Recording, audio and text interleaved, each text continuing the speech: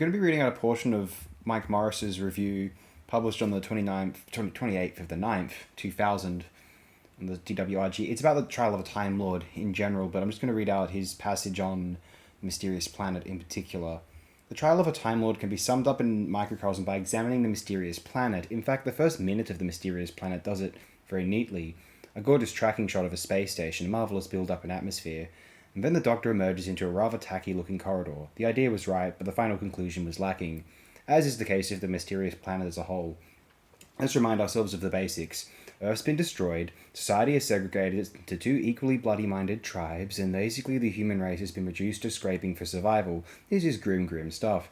Even black humour would have to be rationed so as to not distract from the drama, but instead of the dark tale you might expect, we get geeks in yellow pyjamas arguing about syllogisms, and another old carry-on star forcing Perry to have kids. The Doctor's chased about by yellow bulldozers. There's some ludicrously undramatic underground sets, and lambert comedy about the books of knowledge. But the Doctor makes some incredibly silly observations. I always like to do the unexpected. It takes people by surprise. Core, never. And wishy-washy characters abound. The execution just isn't there. The direction is completely the opposite to, say, The Capes of Androzani, where Graham Harper is completely in tune with the intentions of Robert Holmes' script. Here you get the feeling that Nicolas Mallett just didn't know what King Bob was going on about. The tunnels are too bright and shiny when they should be broken down and decaying.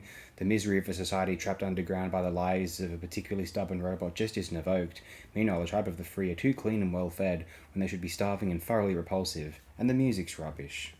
Basically, trying to produce a story like this in a light, whimsical tone was a mistake. Okay, maybe it was forced on the production team by directives from on high, but it doesn't alter the finished product. It even finds its way through to Robert Holmes' script. Some of the scenes are just ludicrous. How does the Doctor escape stoning by waving his umbrella? What is done to incredible effect is a complete recasting of the Doctor's relationship with Perry. After all the bickering and fighting, they actually start getting on. The early shot of them walking in the forest arm in arm is effortless, and without a word being uttered establishes a proper bond of friendship between the two. It's subtle and unshowy piece of brilliance by Doctor Who's greatest writer.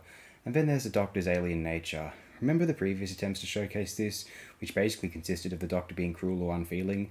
In The Mysterious Planet, it's done rather better. Perry finally discovers that Ravalox is the remains of Earth and is overcome with grief. The Doctor tries desperately to comfort her. Nothing can remain eternal, but quite simply can't understand what she's going through. And we see that, although he's a compassionate figure, his perspective is different. And that's when he really does seem alien. Oh yeah, and there's the trial scenes. It's rapidly obvious that they don't work. They just interrupt the narrative, and basically they're a pain in the ass. They're supposed to be based on A Christmas Carol, but there's a crucial difference. In A Christmas Carol, Scrooge is present at those key times in his life. He's not watching them on telly. He never asks the ghost of Christmas past to rewind that bit. He didn't hear what Glitz was saying. It also begs the question of why the Valeyard would include it in his evidence at all, given that it shows the Doctor being rather heroic, actually, and gives away the very affair that the Time Lords are trying to hush up. In short, a bad idea.